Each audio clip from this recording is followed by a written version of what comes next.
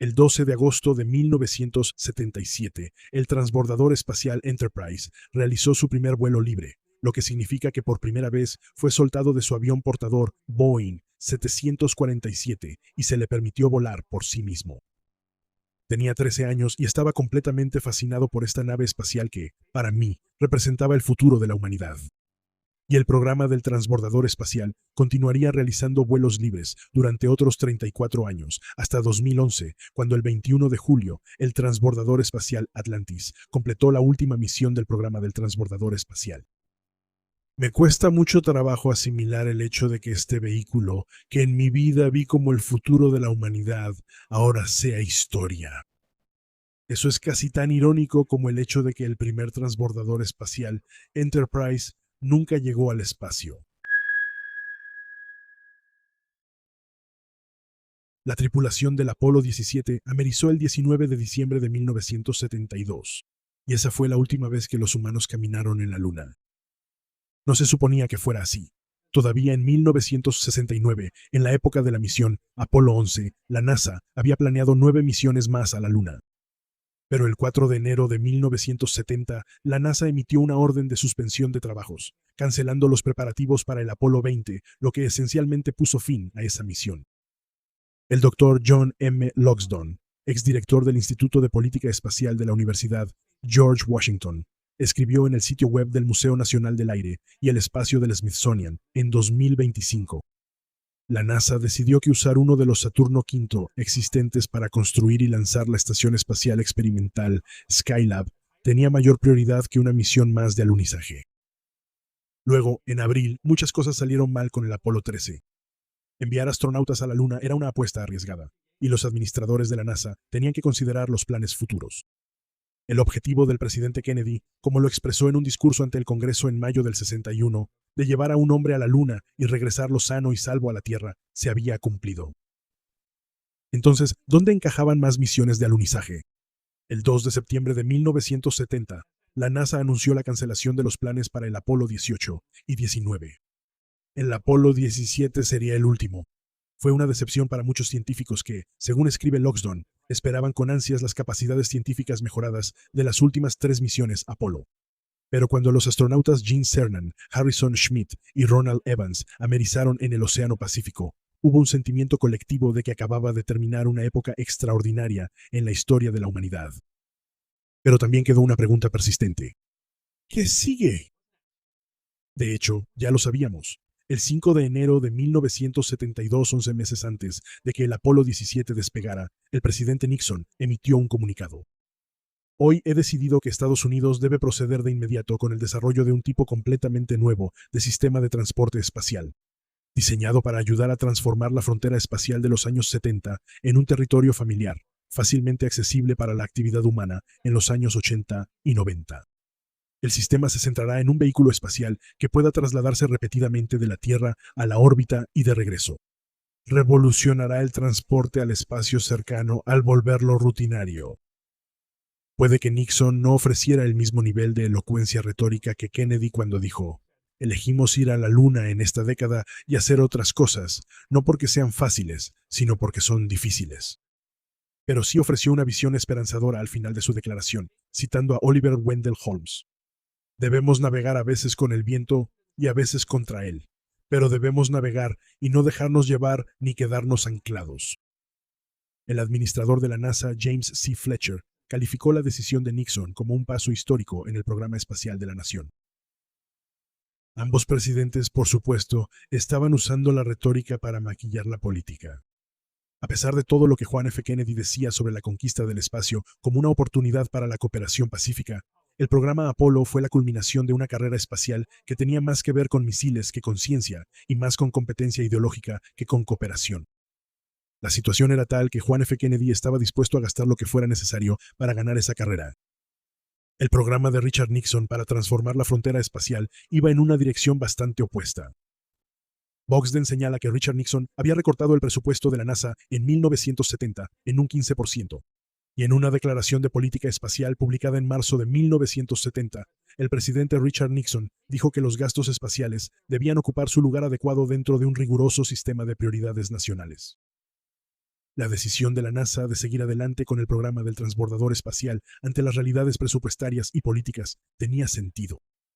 El doctor Thomas Heppenheimer, miembro asociado del Instituto Americano de Aeronáutica y Astronáutica, escribió en la introducción de la historia oficial de la NASA sobre el programa del transbordador espacial, publicada en 1999, que, después de Apolo, el administrador de la NASA, Thomas Paine, encabezó una iniciativa a favor de un futuro espacial ambicioso. Él aspiraba a nada menos que una expedición tripulada a Marte, impulsada por motores de cohete nucleares que ya estaban en desarrollo. En ruta a Marte, él esperaba construir estaciones espaciales y grandes bases espaciales. La visión, por supuesto, no solo era ambiciosa, también era costosa. Pero el administrador de la NASA, James C. Fletcher, nombrado por Nixon en abril de 1971, enfrentaba restricciones completamente diferentes. La visión ambiciosa tuvo que ser, mucho menos ambiciosa. ¿Qué quedaba? Heppenheimer explica que la visión de Paine, con todas sus estaciones espaciales, incluía, casi como algo secundario, un transbordador espacial para proporcionar vuelos de bajo costo a estas instalaciones en órbita. Después de los recortes presupuestales iniciales, tras la exitosa misión Apolo 11, la NASA había reducido sus planes, pero aún estaba interesada en desarrollar tanto el programa del transbordador como el programa de la estación espacial simultáneamente. Pero el presidente y el Congreso seguían siendo escépticos respecto al costo. Los programas enfrentaron lo que Heppenheimer describe como experiencias cercanas a la muerte. Tanto la Cámara de Representantes como el Senado estuvieron a punto de cancelar los programas en 1970. La NASA cambió de rumbo para dar prioridad al programa del transbordador. Eso tiene sentido. La estación básicamente requeriría el programa del transbordador. Con presupuestos limitados, tenía sentido construir primero el transbordador.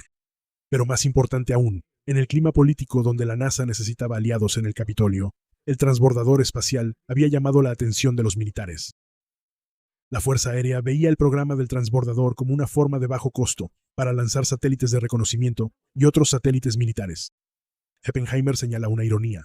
Durante la década de 1960, la Fuerza Aérea había intentado, sin éxito, obtener fondos para programas que pusieran astronautas militares en el espacio. Ahora se les pedía que brindaran apoyo político a un programa de la NASA que les permitiría hacer precisamente eso. De hecho, el programa financiado a través de la NASA significaba, escribe Heppenheimer, que la Fuerza Aérea recibiría el transbordador en bandeja de plata. El apoyo de la Fuerza Aérea cambió el debate y apaciguó la oposición en el Capitolio. Pero luego el programa tuvo que enfrentarse a la Oficina de Administración y Presupuesto, que al principio exigió que el proyecto se redujera. Eso reduciría su costo, pero Heppenheimer señala que tendría significativamente menos capacidad de la que la Fuerza Aérea quería. Pero la misma administración que había argumentado que los gastos espaciales debían ocupar su lugar adecuado dentro de un riguroso sistema de prioridades nacionales, salió al rescate del programa. Tanto Nixon como George Shultz, director de la Oficina de Administración y Presupuesto, decidieron que, según escribe Heppenheimer, ya que el transbordador serviría a toda la nación, debía tener toda la capacidad que la NASA esperaba y que la Fuerza Aérea exigía. La consecuencia, concluye Heppenheimer, fue el transbordador espacial tal como lo conocemos hoy en día. Hubo un largo proceso de estudio y evaluación para lo que en ese momento se llamaba el Vehículo Integral de Lanzamiento y Reingreso, o ILRV. Los primeros contratos para el estudio de diseño y propuestas se habían otorgado ya en 1968. La culminación de este proceso fue resumida por el Grupo de Trabajo Espacial de la NASA en un informe titulado El Programa Espacial Post-Apolo, Direcciones para el Futuro, publicado en septiembre de 1969. El informe ofrecía múltiples diseños potenciales, como señaló Matthew Williams en el sitio web Universe Today en 2022. Aquí hay un dato interesante y poco conocido. El diseño real del transbordador espacial pudo haber sido completamente diferente. Hubo muchas discusiones sobre configuraciones y materiales tanto para el orbitador como para los propulsores, pero Heppenheimer señala en un capítulo titulado Un transbordador para ajustarse al presupuesto, que para mediados de 1971 estaba ocurriendo una convergencia entre los contratistas respecto al diseño del orbitador. El diseño tendría 3 motores de impulso, llamados SSME, por sus siglas en inglés, que significa motores principales del transbordador espacial, y 2 motores de maniobra orbital, UOMS, que permitirían al transbordador maniobrar. El combustible para los SSME vendría del tanque del vehículo de lanzamiento externo, mientras que el tanque de combustible para los motores OMS estaría debajo del vientre del vehículo.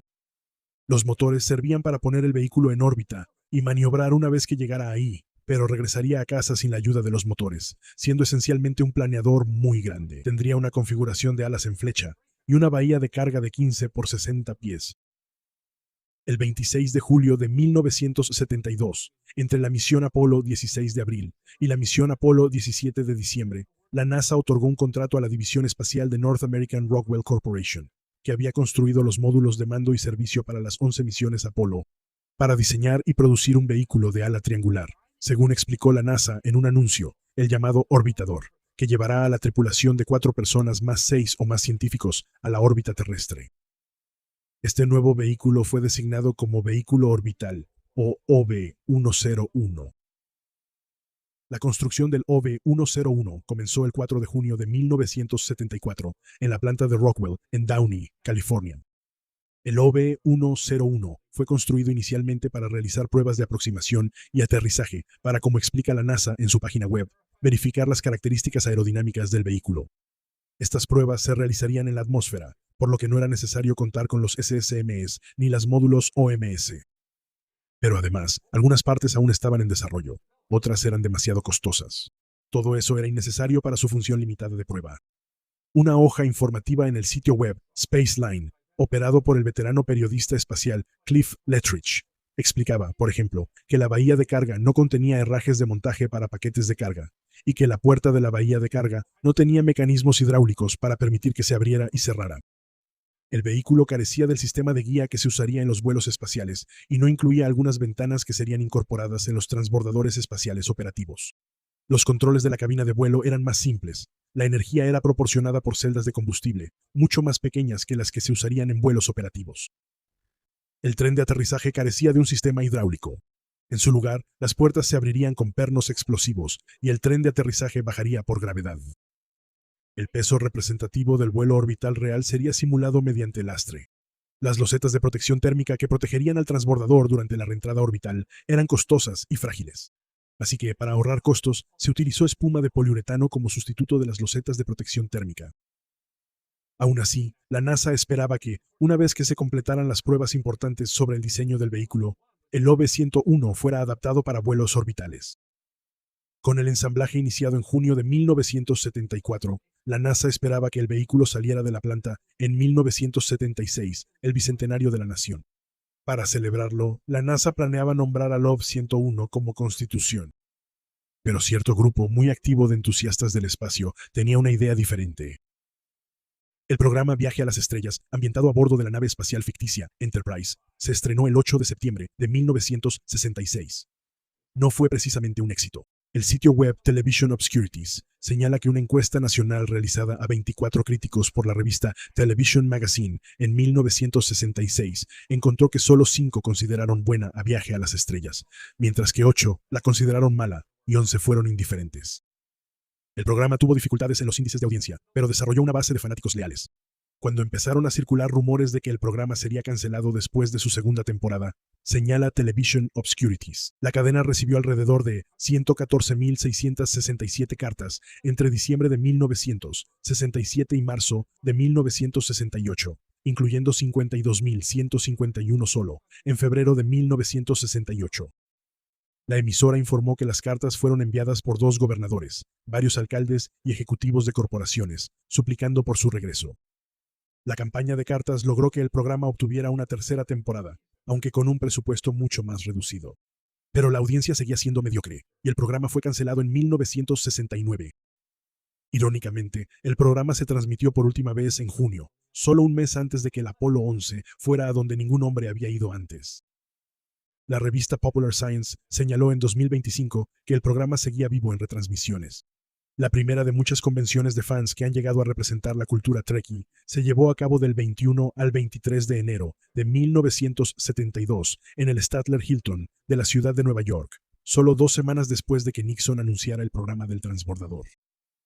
Los fans de Viaje a las Estrellas ya habían aprendido el poder de una campaña de cartas y se pusieron en acción.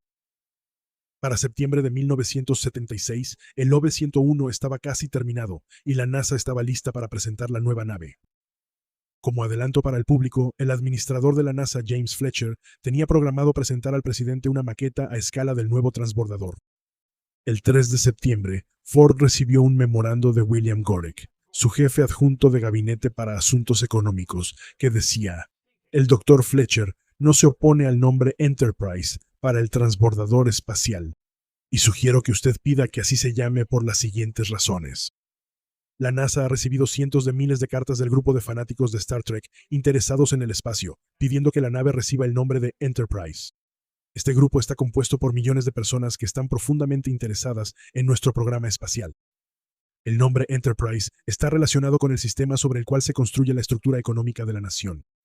El uso del nombre proporcionaría un importante componente humano a las ceremonias de presentación programadas para este mes en California, donde la industria aeronáutica es de vital importancia. Fletcher se reunió con Ford el 8 de septiembre de 1976, fecha que la NASA señala que coincidió, por casualidad, con el 10º aniversario del estreno de la serie original de Star Trek en NBC. En la reunión, Ford le sugirió a Fletcher el nombre Enterprise, diciendo que es un nombre distinguido en la historia naval estadounidense, con una larga tradición de valentía y resistencia. También es un nombre familiar para millones de fieles seguidores del programa de televisión de ciencia ficción Star Trek. Para explorar las fronteras del espacio, no hay mejor nave que el transbordador espacial, y no hay mejor nombre para esa nave que Enterprise. El 17 de septiembre, el nuevo transbordador hizo su debut público en Palmdale, California, frente a 600 invitados y 185 representantes de los medios de comunicación. El nombre Enterprise fue pintado con orgullo en su costado. Entre los invitados se encontraban varios miembros del elenco de la serie de televisión, así como el creador de la serie, Gene Roddenberry. En general, los transbordadores serían transportados a bordo de un avión Boeing 747 modificado llamado Avión de Transporte de Transbordadores, o SCA. Para el siguiente febrero, Enterprise estaba listo para comenzar una serie de 16 pruebas de aproximación y aterrizaje realizadas en 4 fases. 3 de esas fases serían mientras estaba acoplado al SCA, pero la fase final separaría a Enterprise. Y pilotado por el astronauta y piloto de la Fuerza Aérea Gordon Fullerton, con el comandante de misión Fred Haines, quien había pilotado el módulo lunar en el Apolo 13. El 12 de agosto de 1977, Enterprise se separó del SCA en pleno vuelo y aterrizó en el primer vuelo libre de la historia del programa del transbordador espacial. Las pruebas fueron fundamentales para el programa del transbordador espacial. Un informe técnico de la NASA señaló que la primera fase de vuelo libre del programa ALT permitió a los pilotos del transbordador explorar las características de vuelo a baja velocidad y de aterrizaje del orbitador. El Enterprise proporcionó simulaciones realistas en vuelo de cómo se pilotarían los transbordadores espaciales posteriores al final de una misión orbital. El quinto vuelo libre, en el que el Enterprise aterrizó por primera vez en una pista de concreto, reveló un problema con el sistema de control de vuelo del transbordador espacial que lo hacía susceptible a oscilaciones inducidas por el piloto. Un problema de control potencialmente peligroso. Investigaciones adicionales utilizando varias aeronaves llevaron a la corrección del problema antes del primer vuelo de prueba orbital. El informe concluye que el programa ALT proporcionaría experiencia que no podría obtenerse mediante pruebas en túnel de viento o simulaciones. Pero había un problema. El primer transbordador orbital completamente operativo, Columbia, había comenzado su construcción en marzo de 1975. Durante esa construcción, la NASA implementó cambios de diseño importantes para reducir el peso. Estos no fueron cambios menores. El Enterprise iba a ser adaptado para convertirse en el segundo transbordador orbital completamente funcional, pero los nuevos cambios habrían requerido desmantelar por completo la estructura del Enterprise, un costo inmenso. En lugar de adaptar el Enterprise, se utilizó un modelo de ingeniería llamado Artículo de Prueba 99, que se usaba para probar tensiones de diseño, para construir el nuevo transbordador. Como el artículo de prueba no tenía una estructura completa que tuviera que ser desmantelada, la conversión resultó ser más rentable. El artículo de prueba 99 se convertiría en el transbordador Challenger. Los 5 vuelos libres del programa ALT serían la única vez que el Enterprise voló solo, sin estar acoplado al SCA. El Enterprise continuó utilizándose para pruebas.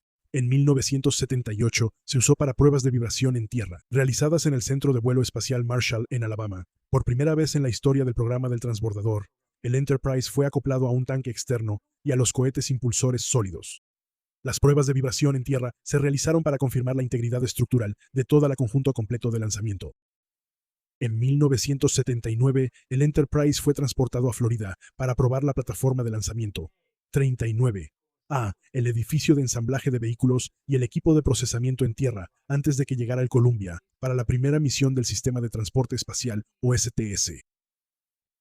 En 1984 y 1985, el Enterprise fue utilizado por la Fuerza Aérea en California para realizar pruebas de ajuste para los lanzamientos militares del transbordador espacial planeados desde la costa oeste. El Enterprise fue utilizado por la NASA para exhibiciones. La NASA envió al Enterprise en una gira por Europa en 1983, con paradas en el Reino Unido, Alemania, Italia y Francia, para el Salón Aeronáutico de París anual. Entre abril y noviembre de 1984, el Enterprise fue exhibido al público en el pabellón de Estados Unidos de la Exposición Mundial en Nueva Orleans. En 1985, la NASA transfirió la propiedad del Enterprise al Instituto Smithsonian, y desde 1985 hasta 2011, el Enterprise fue exhibido por la institución en Washington, D.C. Aún así, como explica el sitio web de la NASA encontró un uso práctico para el venerable Enterprise. En 1987, la agencia estaba preocupada por cómo manejar un transbordador que regresara del espacio en caso de que sufriera una falla en los frenos. Para probar la eficacia de una barrera de detención, los trabajadores arrastraron lentamente al Enterprise hacia una barrera de aterrizaje que habían instalado para ver si el vehículo sufría algún daño. Más tarde ese mismo año, la NASA utilizó al Enterprise para probar varios procedimientos de evacuación de la tripulación que se estaban desarrollando tras el accidente del Challenger. En 1990, los experimentadores usaron las ventanas de la cabina del Enterprise para probar el soporte y la antena del experimento de radioaficionados del transbordador, ya que no había otros orbitadores disponibles. Después del desastre del transbordador Challenger en 1986, la NASA consideró brevemente sacar al Enterprise de su retiro y modificarlo como reemplazo. Sin embargo, la NASA decidió que construir un reemplazo a partir de piezas estructurales de repuesto era más rentable. Esas piezas se convertirían en el transbordador Endeavour. Tras el desastre del Columbia, en 2003, la NASA señala que los investigadores tomaron prestada la puerta izquierda del tren de aterrizaje del Enterprise y parte del ala de babor para pruebas de impacto con espuma. Las pruebas proporcionaron evidencia sólida de que el impacto de espuma fue la causa del accidente. A pesar de los dos desastres del programa, que son demasiado memorables para quienes vivimos la era del transbordador espacial, el programa del transbordador espacial realizó con éxito 133 aterrizajes seguros. Un informe técnico de la NASA concluye que, sin lugar a dudas, Enterprise y el programa ALT allanaron el camino para este notable historial de éxito. En 2011, cuando se descontinuó el programa del transbordador espacial, la NASA anunció que el transbordador espacial Discovery reemplazaría al Enterprise en el Museo Nacional del Aire y el Espacio del Smithsonian.